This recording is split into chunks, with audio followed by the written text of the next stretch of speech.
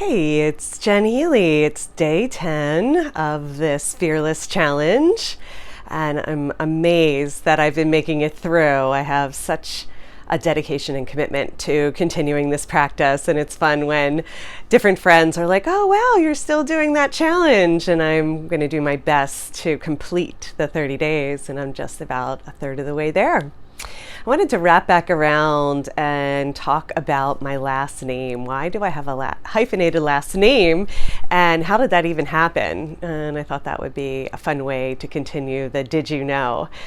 So there will be several segments to these stories. So I'm going to jump around a little, but I've been living on my own since I was 14, and that's very young and very unusual, and it was one of those things that was not my choice. I came home and my mom was gone with all of her stuff, and she liked to do these kind of weird disappearing acts here and there, but she always took me with her, and this was the first time that I came home and she wasn't there. And I have had many earth angels in my life that have helped me along the way. So even though I say I've been living on my own, I had different friends and people stepping up to offer their home, to offer their help. And I also wound up getting my own place at a very young age. But I've been living on my own, putting myself through school, working 3 jobs, all the things since I was 14. And with that experience, I didn't have any of my documents, my legal documents or records. So at 16, when I went to go get my driver's license, they said I didn't exist.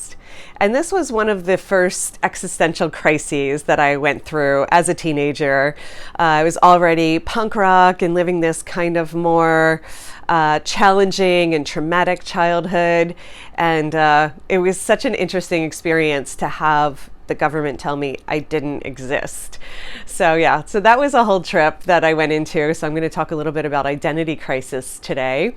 And when we go through these different identity changes, they can really look like a crisis. I feel like I've just went through one recently with the pandemic of figuring out who am I and what do I really want to offer and how do I want to represent myself to the world. And that is part of why I've been so passionate about doing this challenge and sharing more as I'm coming up on these landmarks this summer. So at 16, I asked, well, this is my social security number, this is my name, what is coming up for you? And they actually said that my last name on my birth certificate that matched my social security number was McKinney. And I had been going by Jen Healy my whole life. And long story short, again, when my mom got remarried to a Healy, she changed my last name but didn't do that legally. So even though all of my school records and all of my history was as Jennifer Healy, then all of a sudden at 16 I had legal documents that said Jennifer McKinney, and it wasn't hyphenated yet. So then I spent a couple years figuring out how am I going to do this, because to go to college these things have to match, and so I wound up at 18 hyphenating my last name to Healy McKinney so that I could exist previously, because Jennifer McKinney had absolutely no education, no history, no records of being alive past birth. And it's been a whole journey. I have gone through the process of getting that to be my legal name, Healy McKinney. And I do go by Jen Healy. I have since high school, honestly. It really wasn't me forcing that. It was just a natural unfolding. We probably can imagine how many Jens there are in the world, and so Jen Healy just became kind of like one word, and that really helped me strongly claim and own who I am, especially when the system that you're in tells you that you don't exist. And I just strongly chose to be Jen Healy. And on my legal documents, still to this day, it is Jennifer Healy McKinney. And so most of you may or may not know that. Some of you may know that, but I think most people just know me as Jen Healy and are always a little confused when they're like, oh, have you been married? No, I have not been married. So I wanted to follow up with that and then just get into what our personal experiences with these situations that happen in our lives, because I spent a long time not really sharing my personal history and the traumatic childhood that I had on many levels because I didn't want to replay that story. And I'm very selective and discerning about who and why I would share a story from my past. So I'm totally open and happy to share when it comes up, but I'm not the type of person that has chosen to live with that trauma response identifying me. And I've gone through a couple identity crises, like I've said, even when that experience happened when I was 24. At the time, it did not feel like a spiritual awakening because that wasn't a part of my reality of what that looked like. It felt like an identity crisis. It felt like my entire world got restructured and rearranged, and I had to change the way that I was living to match who I am becoming.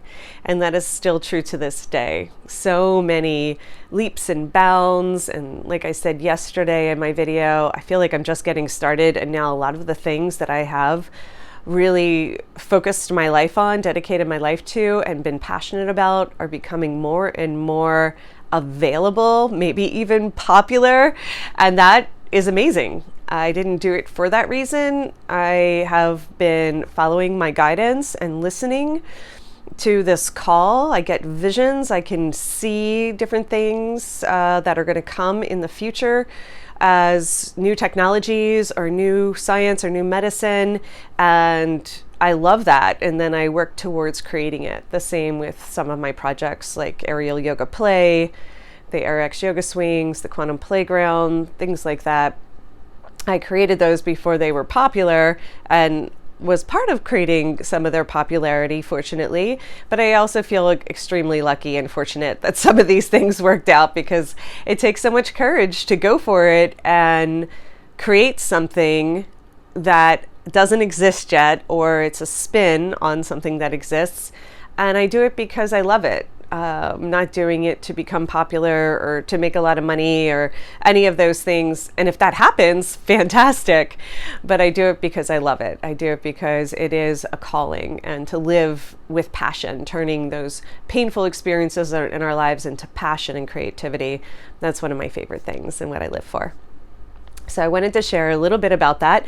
And then I also wanted to talk about how I personally have overcome some of these traumatic experiences and why I did get involved in the healing arts. I went to therapy for quite a while, all through college and grad school, and it was just always amazing to see people's reactions to my story, because it's pretty intense, and it could be a movie for sure.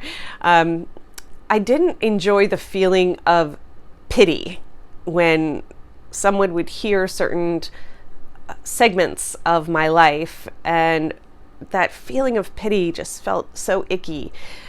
That pity is very different in its vibration than compassion and empathy.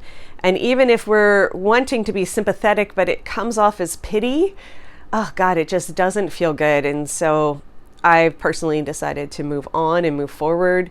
And I certainly know that our childhood experiences, we're a collection of all of our experiences. They influence us, they influence our choices, and I'm very aware of that. And I'm also very aware of the story that I'm telling in terms of creating my identity and leading with that identity. So I considered myself incredibly fortunate to even be alive, to be honest with you. So many near-death experiences and other life-threatening moments.